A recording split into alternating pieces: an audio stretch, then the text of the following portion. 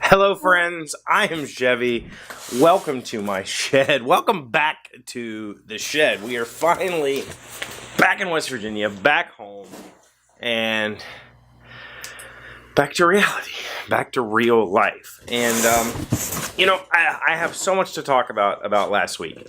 Last week, if you're not aware, if you're new, I was out of town last week for a board game convention called Gen Con.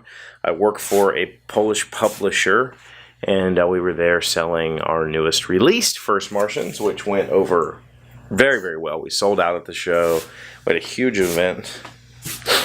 I see that while I was gone, the shop fairies did not magically clean this place up, because it's how we left it on Saturday. So I have a lot to talk about, and I actually have a good amount of footage of things that you requested. People wanted to see publishers and game designers. People wanted me to check out low-key or unknown games. So I did all that. And I have a lot of footage to dig through, so it's going to take me some time, and I will pepper those into the show over the next week.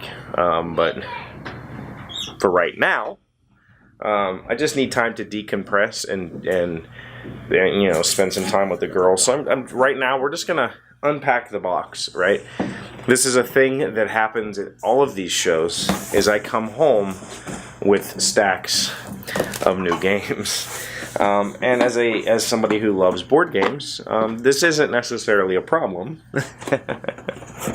It just is what it is, right? It happens every show, and I'll tell you what. I don't buy games, I just trade for them. And I've talked about it last year that this is one of those things that happens on Sundays. Usually publishers all get together and trade for stuff, and we give our volunteers games and say, hey, if you want our products, great. You can also just take these games and go trade. And they do that. They take our games and go trade.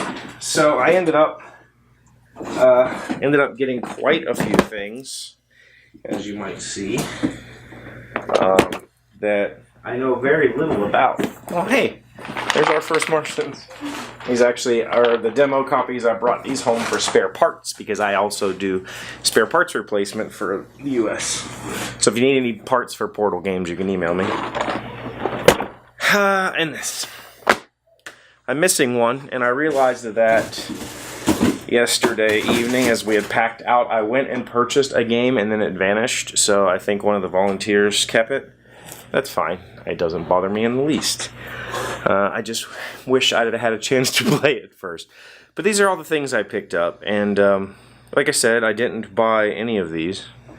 Did I? No, I didn't buy any of these. Oh, no, I did. I bought this one. This is Truck Off. Can I get the lighting to work for this? Truck Off. This is the indie game that I found to look at and review that you had asked me to do. And I didn't buy The Godfather, but this is the only game in this stack that I actively sought out. This is a really, really, really good game, and I wanted it, and so I went and sought it out. I also got it signed by the designer Eric Lang.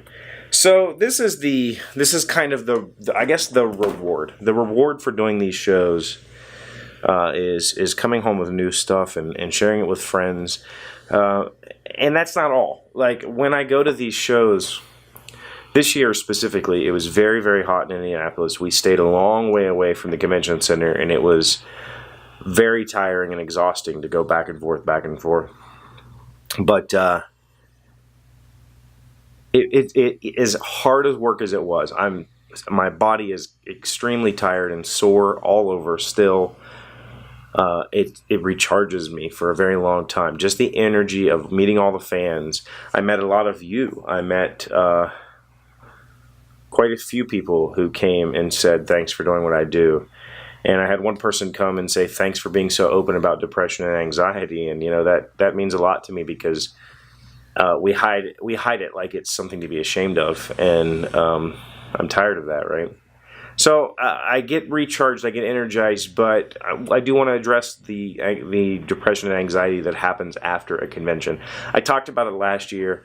It's con crash. It essentially, you go for this high adrenaline, high intensity week of just fun and games and social atmosphere, and then it all ends, and it becomes very difficult to even focus and do things in real world, in a normal life, because it's shallower than the major thing that you just went through, and it takes quite a few days to recover from that. It takes me probably 3 days to fully get over the convention, and last year it took me a better part of a week, if not the entire week. It was very, very difficult for me. So if you go to a show like this, if you just went to this show, take care of yourself for the next few days. Recognize that you don't feel great, that you don't feel normal, and that you need to just take time for yourself, because as fun as people think we have there, it's still a very stressful environment, and you come home with a whole lot of need to decompress. So I wanted to share that. Oh, I also picked up quite a few new T-shirts, so I'm not going to show those to you. You're going to have to catch them as they appear in future episodes. So thank you guys for sticking with it last week and watching the weirdness that I put up. I did not officially label those as Daily Shed episodes, so this episode is episode 671, the start of the 7th quote season. So I appreciate you sticking through it last week. I appreciate you coming back and continuing to watch. I appreciate you being my best friends, leaving likes and comments, and telling me how your day went. You know I love hearing from you. I'll see you tomorrow. Hey, Doc, wait! I want to ask you something. Today's random fact comes from english.stackexchange.com. What's the difference between a pig and a hog? In the United States, the term pig refers to a younger domesticated swine weighing less than 120 pounds, 50 kilos, and the term hog refers to an older swine weighing more than 120 pounds. In Great Britain, all domesticated swine are referred to as pigs.